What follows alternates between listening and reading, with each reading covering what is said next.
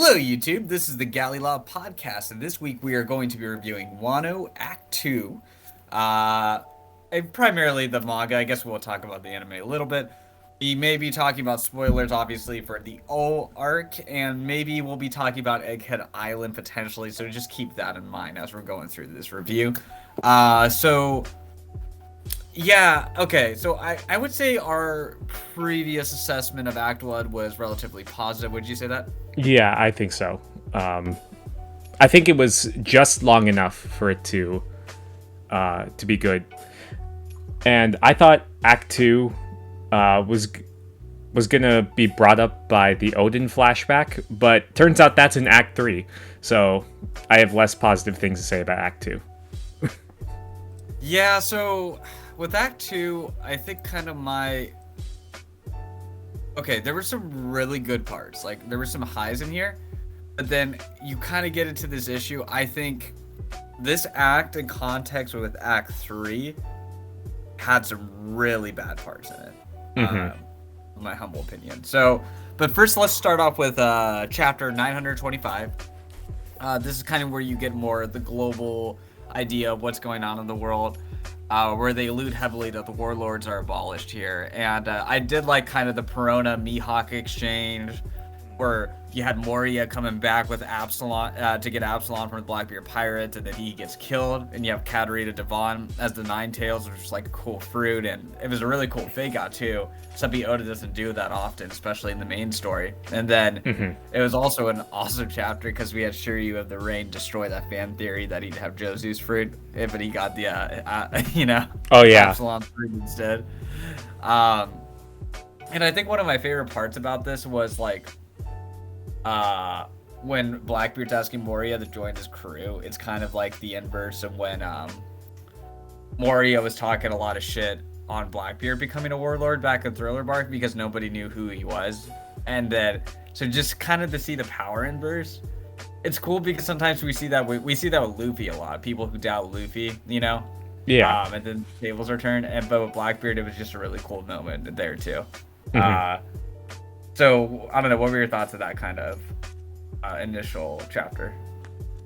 Oh, I like it. I like the, I would say the biggest highlights for me for Wano are these in-between chapters that kind of explain what's going on outside.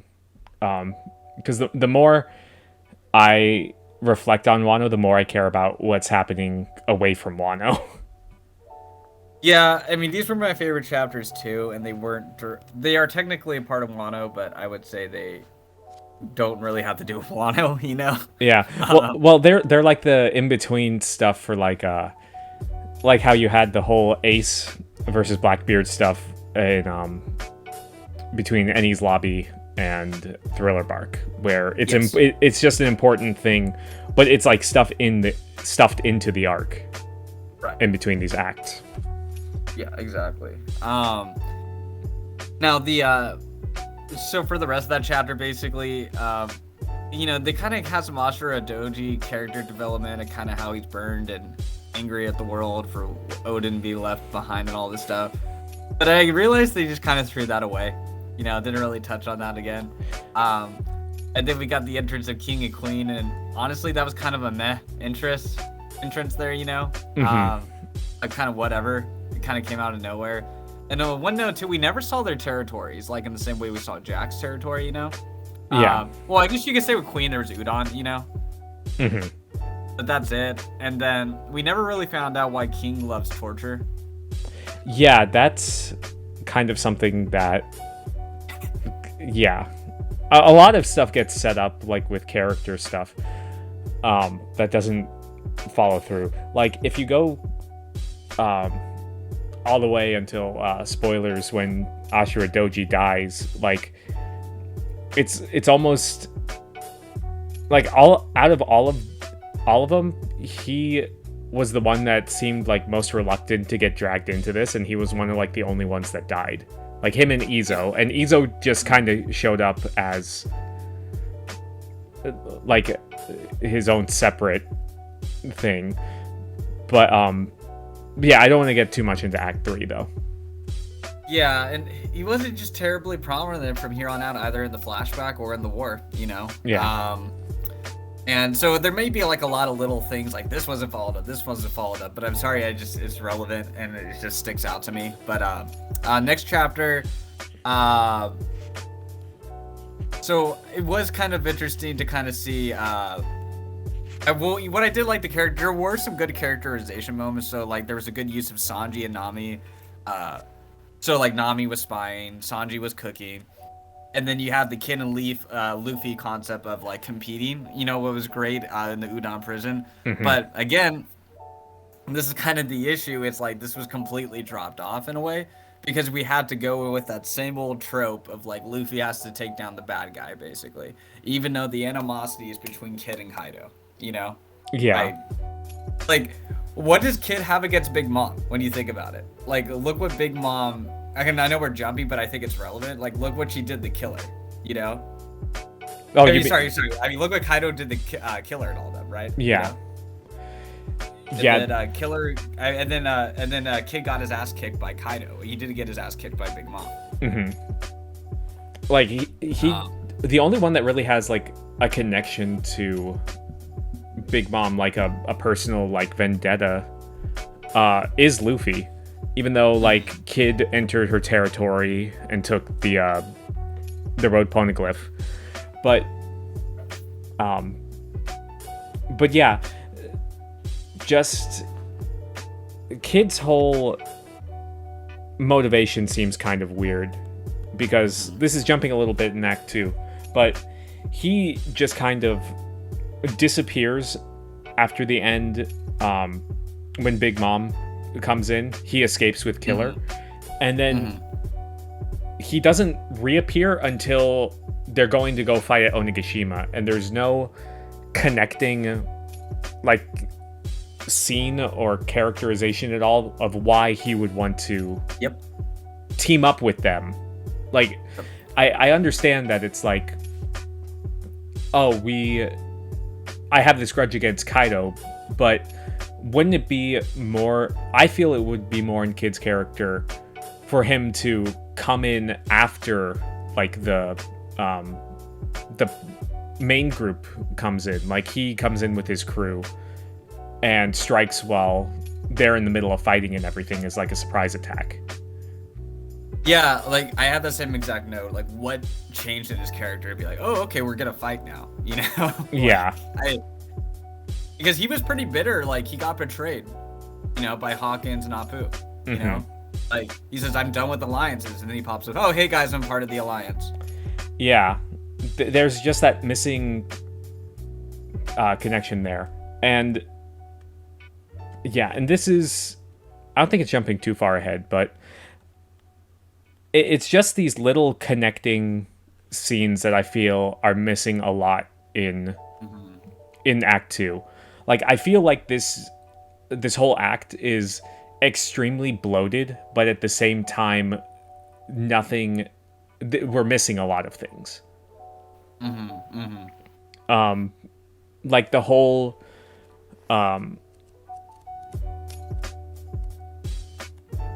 like I understand that some of it's covered in the anime, but we're going strictly like how it's presented in the manga. Well, I haven't seen the anime, so. Okay. But like when, like Zoro just kind of shows up again with Yasui, and it's like, okay, well, and Yasui's having to explain like, oh, you did this thing with the gamblers and everything. Yeah. And it's like, well, that would have been a good scene to see. Yeah. And certain stuff like that. And even jumping a little bit farther ahead, like when Sanji's like escaping the bathhouse with the girls, and he's just like, oh, by the way, Law's crew got captured. It's like, oh, okay, I feel like we're not focusing on these plot points at all.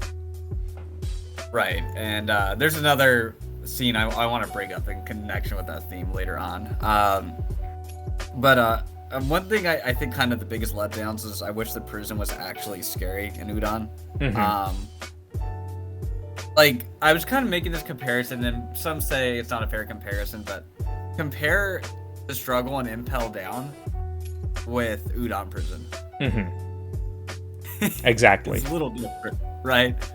Like Luffy near death, getting destroyed, but then you can say, "Oh, Luffy's a lot stronger now." Okay, but at least like have some type of challenge. This was not a challenge. Like Luffy even acknowledges, "Oh, I was like free the whole time." You know? Exactly. Like he was doing the whole like, he couldn't get knocked out of the ring or whatever because of the collars, and he just completely there's no challenge there. Yeah. And like, you have all these stupid ass wardens, the hippo guy, you know, Babanuki, right? Yeah. And it's just nothing, like, right? You're just like, okay, this is not intimidating at all, you know, it's crazy. Like, so I don't know, that was like a big letdown for me, but again, like some of the Straw Hat parts were a lot better, and I think that's why this arc kind of suffers more, is because the Straw Hat stuff is really brief. But one of my favorite scenes in Wano actually was just when Kyotaro's men come over to Sanji's soba stall, and they start wasting food, you know? Yeah. And Robin and Usopp are like, "Oh shit, Sanji's gonna get mad," and then Frankie's like, "No, this is a fight. I want to jump in on this," you know? And you kind of get this old gangster Frankie, and then Sanji makes him eat the soba. It was just like a really good dynamic, just having those 4 Straw Hats all there all at once, you know? Even though it was like fodder, right? Exactly. And speaking, so I just want to. Oh, sorry, go. Oh no, you go ahead. Well, I'm just saying we're seeing this a lot more in Egghead Island arc right now, and I think like that's part of the reasons why I like it a lot more right now, you know. And just like that cool little scene, it was great. It developed the storyline, and it was good characterization for the crew, you know.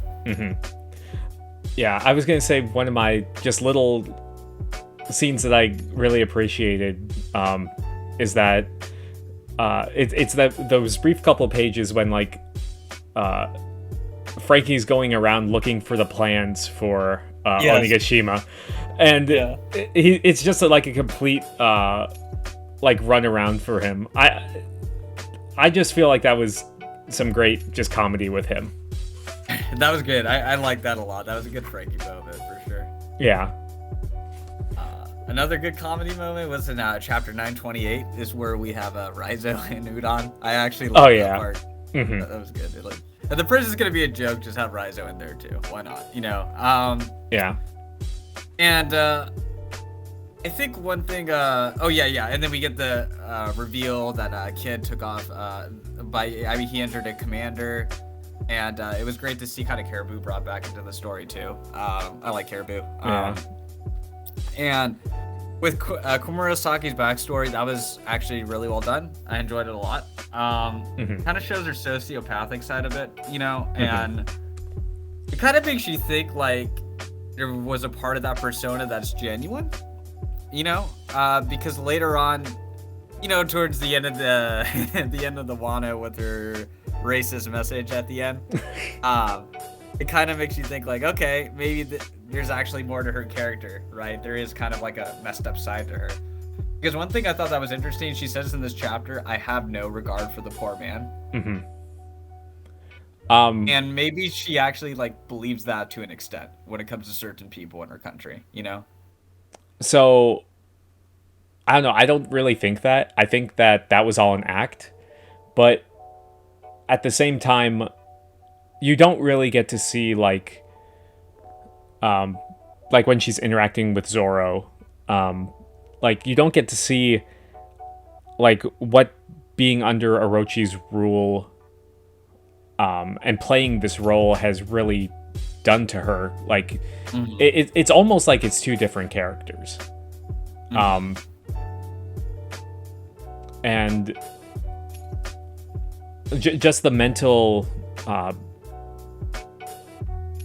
strain of having to put on that character for all those years. I wish that was something that was a little bit more expanded on.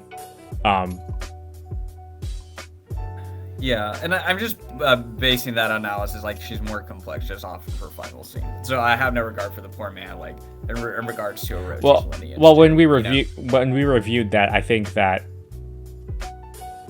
We joked about that, but it's it was just a bad translation that we read. Oh, okay. Yeah, if you look at the actual translation, it's more regarding Orochi himself. Okay. Like what she was talking about, but yeah. Okay, never mind then. Yeah. But anyways, another good Frankie moment. I like how Frankie said he had to show up late because the Oren was a babe, in his own words. That Kurosaki was a babe, you know, and that's why he showed up late to work. Yeah. I don't know. Little moments like that were great, and I did enjoy the dynamic of Yasue and Zoro as a team, just kind of traveling around. I don't know. I really like that. It was cool. I appreciated that more. It was just like some good characterization for Zoro that we usually never get from him, you know. And I also, man, I completely forgot that Orochi wanted Vegapunk. That was something I completely forgot about. Like going through this arc again, which is LOL. Looking back at this, you know. Yeah. That was kind of dropped too a little bit, which is fine. Maybe it's just like a crazy demand. But yeah, it's just the setup they had with Ibisu Town with Yasue and Zoro. I actually thought that was really well set up, and you know, Yasue line at the beginning, or like coping, like why they didn't like tell Zoro about why they smile and laugh all the time, you know. And I also thought of another thing that was interesting was Yasue as the wishing hour boy, like being close to Zoro was kind of similar to the Tentada stealing the stuff for Dressrosa, you know. How he tends to be closer to the thieves for whatever reason, you know, at least in those two arcs, right? So I don't know. Did you have any thoughts of like Ibisu? I liked the connection there. I just and the whole part with Yasui's death and everything. I thought that whole scene was actually executed very well. Okay. I just feel like there were so many, like, we'll get to it with when we get to Zoro's part in Act 3, but I feel like there was a lot that Oda could have done with, like, there were so many hints that Zoro's connected in like an essential way to Wano, but we never get any confirmation of anything. Yeah. So this was supposed to be Zoro's arc, not Momo's. Yeah. But I also like Zoro with the where is it? The bridge in Ringo. With the Oh yeah. I forget the names, but with Onimaru, is that his name? The little fox guy. Yeah. Yeah. No. Yeah, like I said, yeah, there's some cool like samurai moments for Zoro that I appreciated. And anyways, like going to Oda incorporating Big Mom coming in with the intel gathering, and they have the fishes. I was like, oh wow, they're competent. That's really cool, right? And then next scene, and here comes King, Solo's a Yonko crew. Yeah. And then, which is interesting because then that means Green Bull soloed a guy to solo the Yonko crew. So then, ergo, Admiral's over Yonko. Yeah. But anyway, I kind of wish this was King's introduction instead. You know.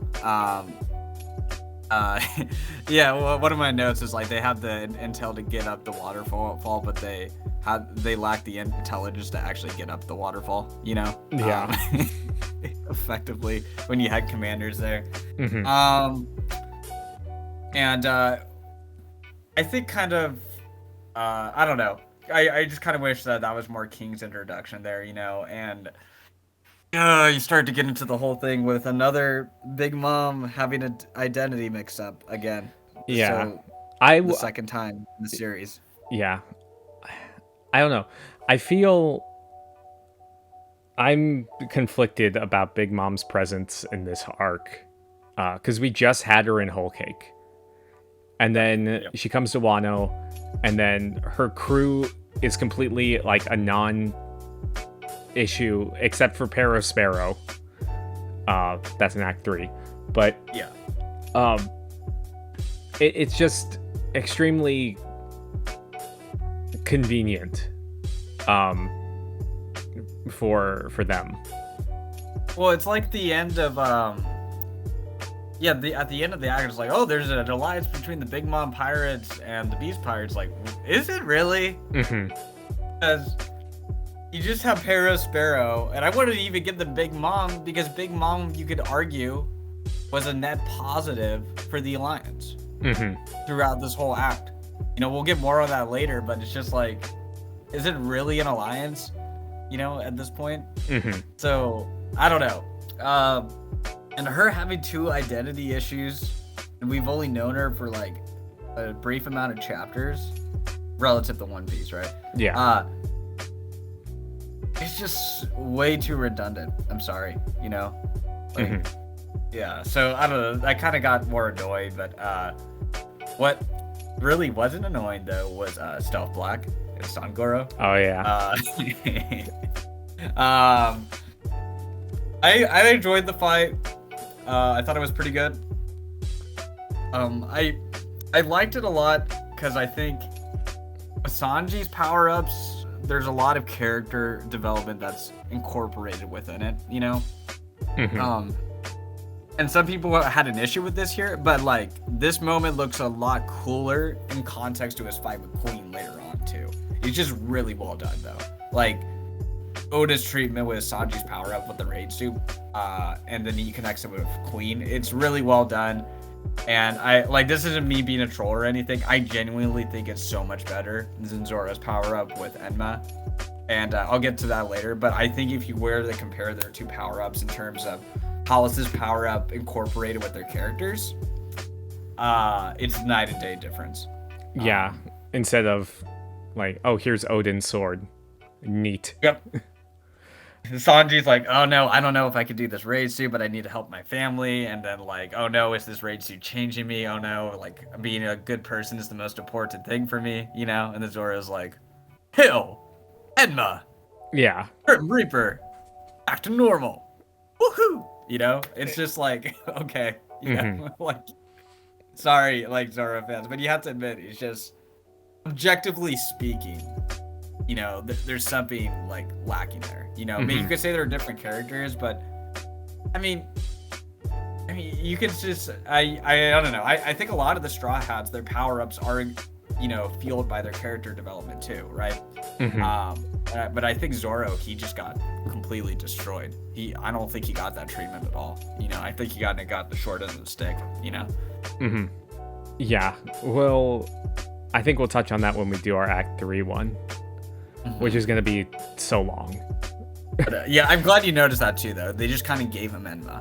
And it's just like, okay. Yeah. You know? Just like, all right. Yeah. But going back to Sanji's fight with Page 1, I wish this was the Page 1 that we got at Onigashima rather than whatever we got there. Because he seems like really intimidating here. Yes. Yes, I agree. Like, I'm sad that we never got to see like his hybrid form again after this. 'Cause it looks really cool with like his name across his chest and everything. But yeah, I like Oda doesn't miss on the designs, no matter what people say, including Fukurokuju. But yeah, well, like him and Ulti are really great characters, and I really and I even like his human design a lot too. You know, but you're right, he looks really scary, like in this one. You know. Do you think Oda should have showed him KOing Page 1? I don't know. Again, it's the whole. It's just what they don't show. Like it ends with like Sanji fighting Page 1, and then we don't get to see the conclusion or any like hint of what happened. Yeah, really. And then in the anime he gets back up, but then it's like, okay, so Sanji with the raid suit was like an absolute monster, like, you know, in terms of power and everything. And he was able to take out Queen eventually. And And it's like, okay, but like, yeah, page 1 got back up. Well, we don't want to like, undercut expectations for page 1. We don't want to make him look bad and everything. And then just to have him get KO'd by Big Mom out of nowhere. So, it wasn't really care out of page 1's character or anything, So it's just like, okay, what are you trying to accomplish here, Yeah. So yeah. Anyways, those are kind of my thoughts there. One little note just on Sanji though. It was interesting with Geisha and with Komurasaki and everything in chapter 932 when Orochi tries to kill her. This Geisha that Sanji saves is in that chapter. So it was interesting to kind of see her. Oh yeah. That she was introduced there. So I was like, oh cool. Yeah, that was kind of interesting. And I loved how Komurasaki slapped Orochi. I thought that scene was really cool. Kyoshiro and everything, and the craziness and the chaos, and Robin as a spy and everything was really nice to see. But then again, I get reminded Orochi's ninja has become basically useless for the rest of the arc. Yeah, that's the thing with like we get introduced to all these characters, and it's like they don't really amount to anything substantial. Like all the crime bosses that follow Orochi don't get to shine at all.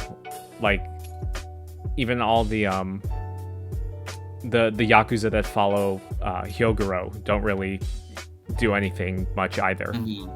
I mean, they're there, but they don't really amount to much. And then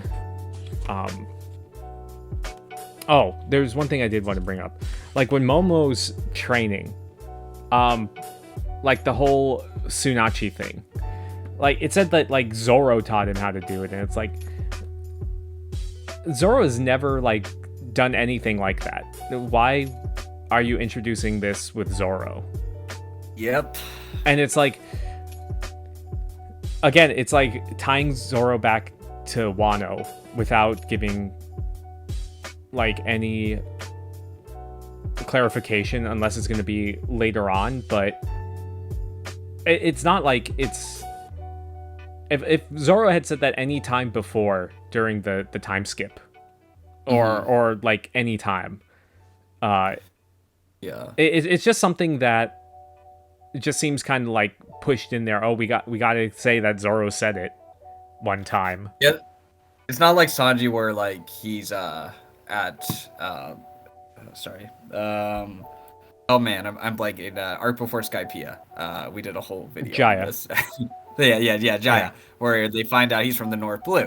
Okay. Yeah. Way back then. Where he goes by Mr. Prince, right? And that's like, okay, no, and then it just flowed naturally. Okay, yeah, no, I could buy that. Sanji's from this, right?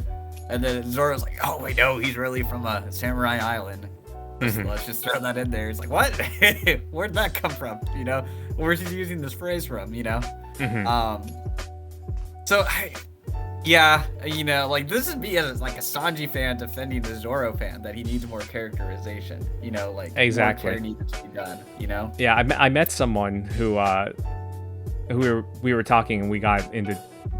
She said that she watched One Piece, and then she was telling like her favorite characters and everything. I was like, yeah, I also like Zoro, but I like him before the time skip. And she was like, same. He had so much more character during the time skip than after the time skip. Right. So it's not just us; it's other people.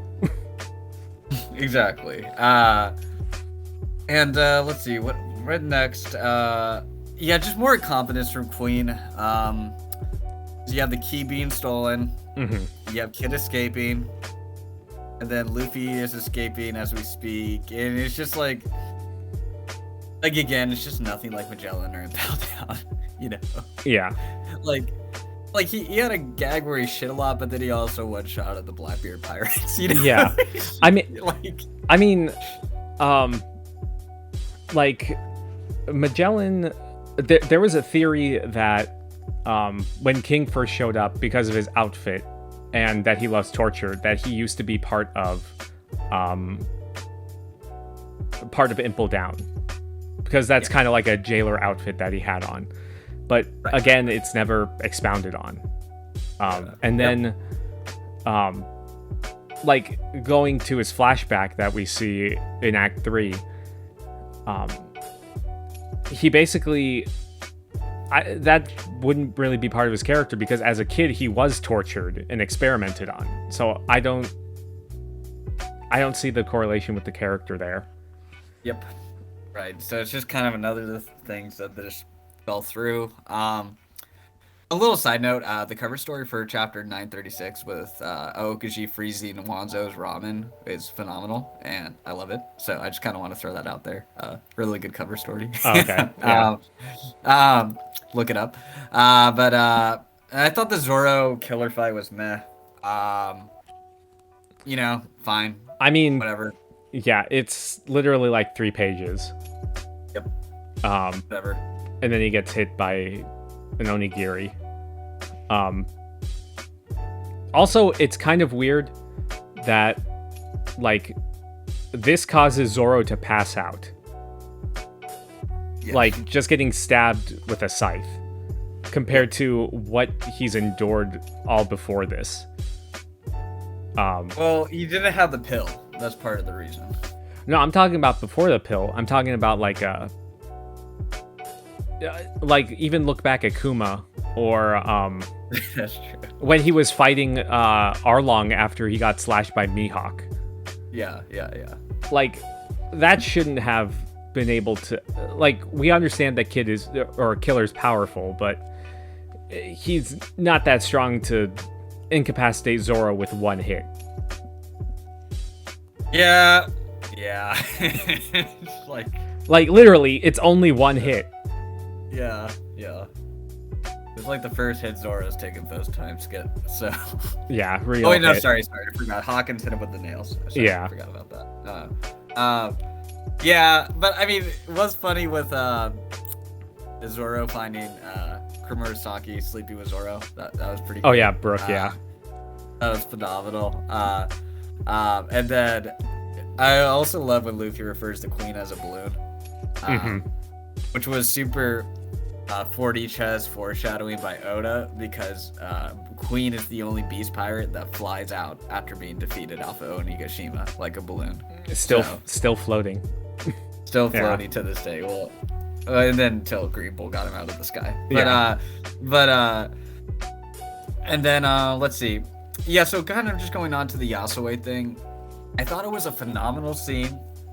Great moment for Zoro, and it was tragic, and we got to find out about the smile fruits and really, really good stuff. And it was really awesome because you get to see Sanji getting mad over starving people and then like mocking them with a failed, smile fruit and everything, So you get to see Sanji and Zoro getting angry about different things, but against the same person, right? And they instinctively like do the same thing. Right, because they are the wings of the Pirate King. Yeah. And that's like the first time they see each other. I think it was like 6 years in publication time since they had seen each other. And I thought like this is a phenomenal moment for them to like show up at the same time. I'm sorry I'm gonna be this person though. One thing that was negative about it is did Zoro ever get any form of payback for Yasue, or even brings him up? Well, we'll get to that. Short answer is no. Yeah. Again, it's okay. It makes sense. It makes sense is because he has a lot of bad blood with King, so it's fine. So, anyways, sorry. I gave praise. Yeah. And then a little moment I did like was Denjiro like saving Orochi, because like looking back on that, you're just like, damn, it's kind of crazy, like the level of willpower you need for that kind of stuff, And I don't know, I just kind of liked how Luffy was cheering on Sanji and Zoro from Udon, and then also like the killer reveal, also very fantastic. But again, we've explained why it kind of falls short later on with how Kid develops later on in the story and all this stuff. But so I think I missed this earlier. So Kid escaped, and then Yes. he's just immediately put back in prison. So what was the point of him escaping in the first place? Like, why couldn't he have just stayed in the prison? I feel like it was an unnecessary plot point for him to escape and then immediately be recaptured again. Well, I think he's trying to find Killer, and then as soon as he saw Killer, it kind of brought him back. Yeah, I'm just trying to give the best defense I can think of in this situation. But yeah, if like they brought in Killer, I don't know. Right. It was, yeah, I don't know. It was, yeah. And I don't know, like, one thing, like, one of the few scenes, like, we see Queen's confidence is when he's, like, drowning Kid and Killer. And he's blocking Luffy's attack, you know? It's like, okay, cool. I want to see more of this. Yeah, right? So I was just skimming through, and I saw that, and I was like, wait, isn't Luffy's ability supposed to be repressed by the Sea Prism Stone? How is he stretching?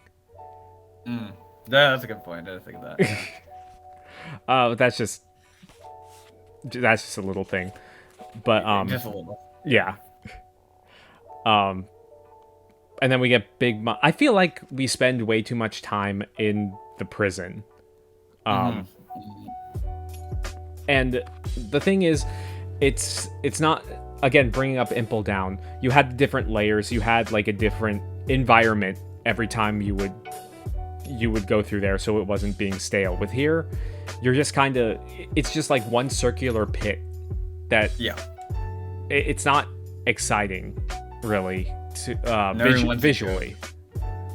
There's that, exactly. And that's when like when you think back to certain plot points, you kind of envision like the scenery around it, and that's why like this part kind of blends together for me, because we're just stuck in the same location for like 2.5 volumes in the prison. It's like with Luffy. When you have people badass like Doflamingo under Kaido, you'd expect higher forms of confidence in his territory, you know?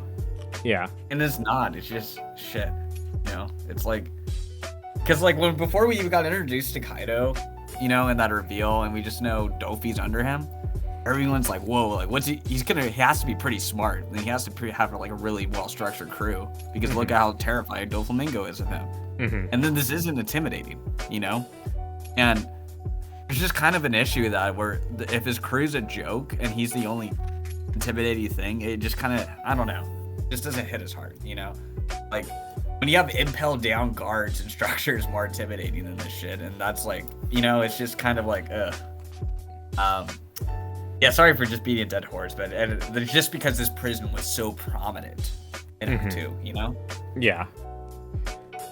One thing that I will say though, so Big Mom comes in and she's wrecking everything up. It is funny how the one part where like Hyogoro's like, okay, now block Big Mom with your haki, and Luffy just completely fails and they get slapped into the side of the cliff. I thought that was pretty funny. But that's good, yeah. But and then during this whole breakout, we get introduced to my favorite of the scabbards, which is Kawamatsu. I don't know why. He's just really cool to me. Just his design and everything. Oh yeah. So speaking of the prison, what do you think of like Luffy's training? Because this is like the first ever training arc in One Piece, like where they're dedicated to learning something. Like all the other stuff has either been like off screen, like Gear 2, or like during the time skip, they learn their stuff. But this is the first time we see them learning something. I guess because you had the Rayleigh stuff, and then I'd say that's about it. So I like seeing our main character train. I really enjoy it, actually. I just kind of wish the prison was more intense. Mm-hmm. So, but I actually, the training part I loved the most was him competing with Kid. Yeah, well, that really wasn't like the hockey training though. I'm talking about like his hockey training with Hyogoro.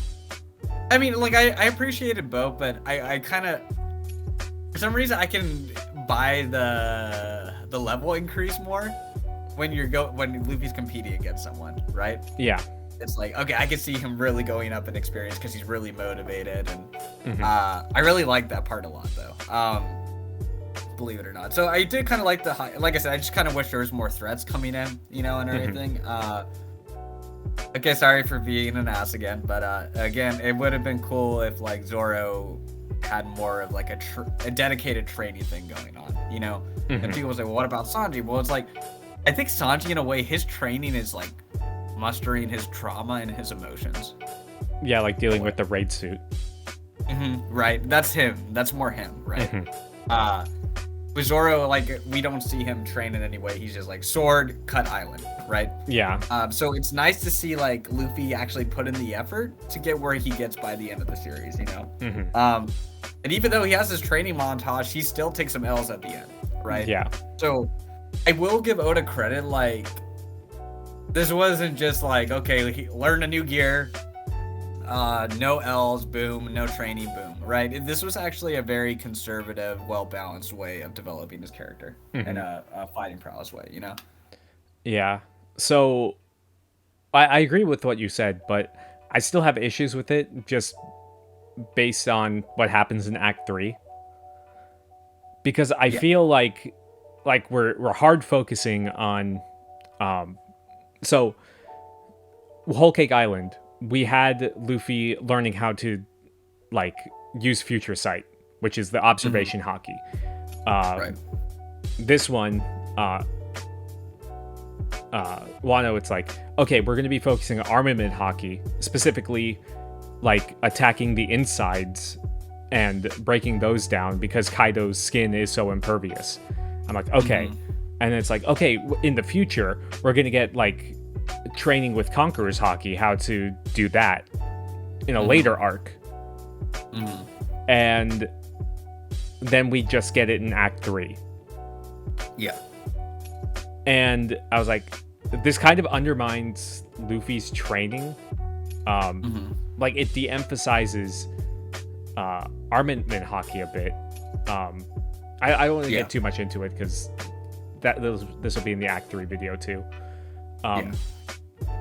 But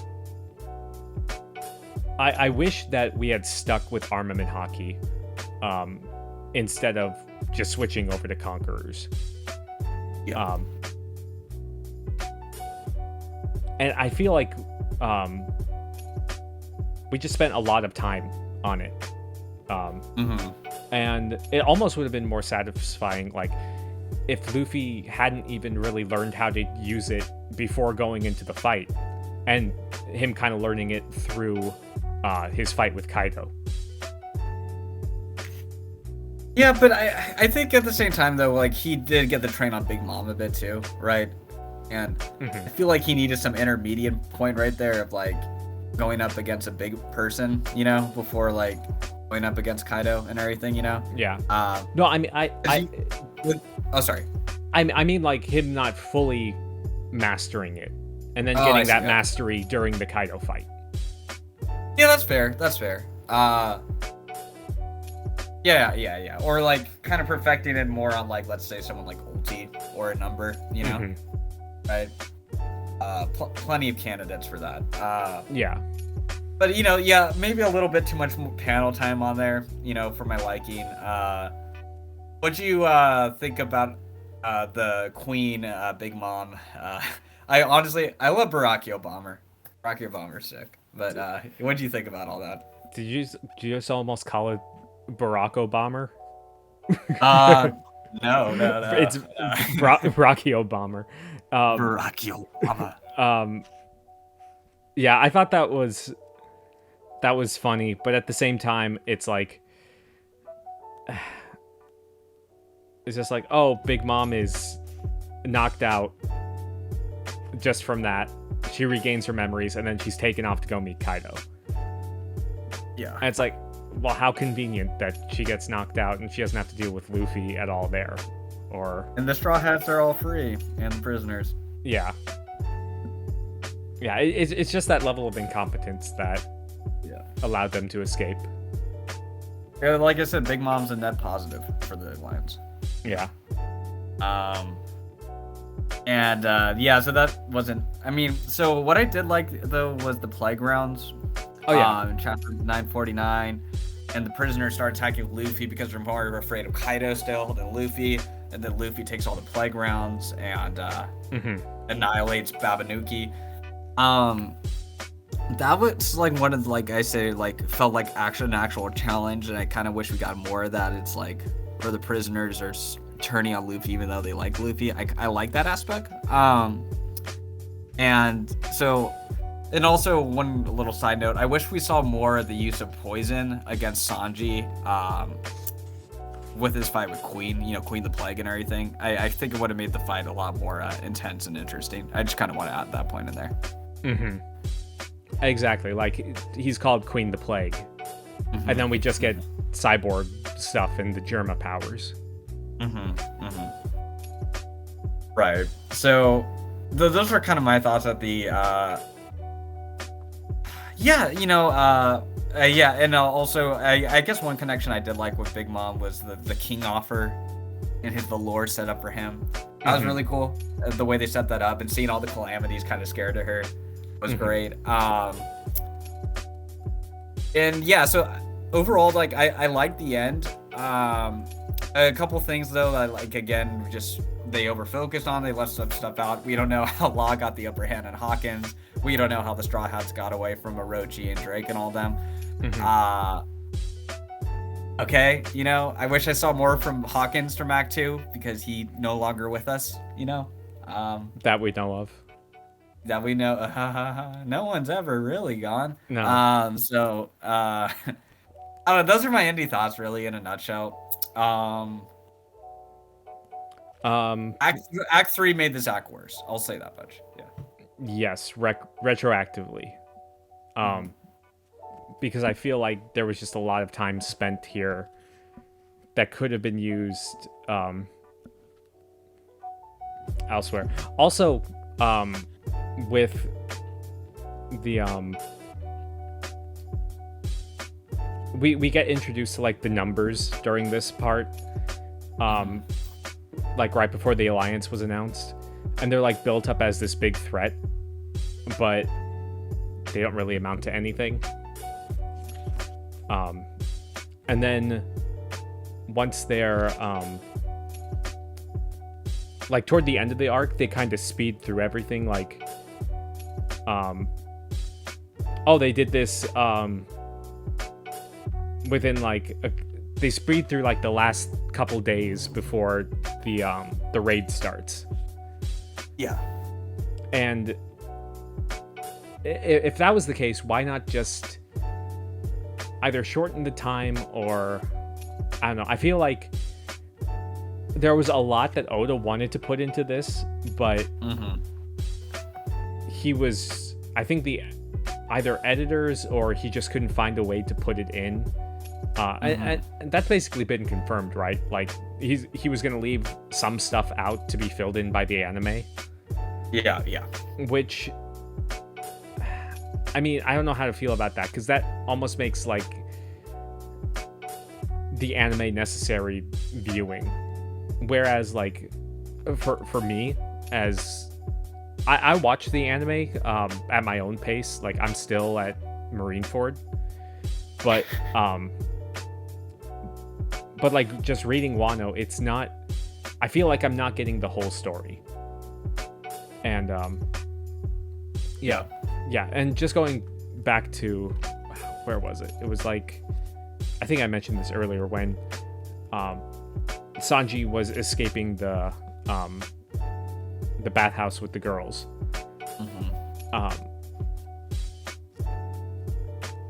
And that whole thing with Beppo, and then that whole thing, that whole plot line with Beppo just kind of amounts to Law giving himself up and then getting rescued by Drake. And that really didn't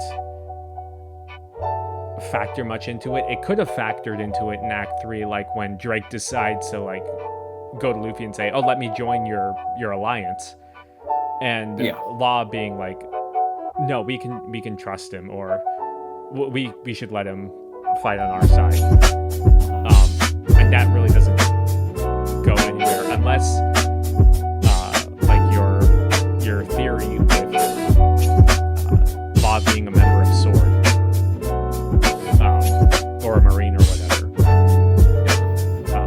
And then I don't know, I'm just kind of skimming through, seeing if there's anything else I want to say stuff on, because we talked about like Zoro just getting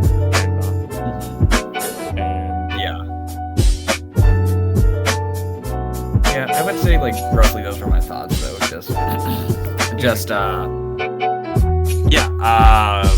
A lot of stuff left out that I felt like needed to be in. A little too much time at the prison not intimidating, Zoro poorly handled, set up for Kid here, not fulfilled later on. A lot of useless characters introduced here that never become useful later on. Big Mom net positive, all this stuff, right? So yeah, sorry, go. I was gonna say, I think just with the build-up of Act 1, it started really good, and then it just kind of slogged throughout the second part. And then we get to the good stuff with the Odin flashback, which I don't know if we should make just a whole separate video on, or just include that into the Act 3 part. Yeah, no, for sure. It's definitely gonna be a lot to handle, but overall though, yeah, those are my closing thoughts. Thank you for listening. I know this is a little bit of a long one, but guess what? Act 2 was a little bit of a slog to get through. So thanks for listening. If you made it all the way here. Act 3 might be longer. It might be just a little bit longer, but just like and subscribe. Thank you for listening, and we will see you all soon. Peace. See ya.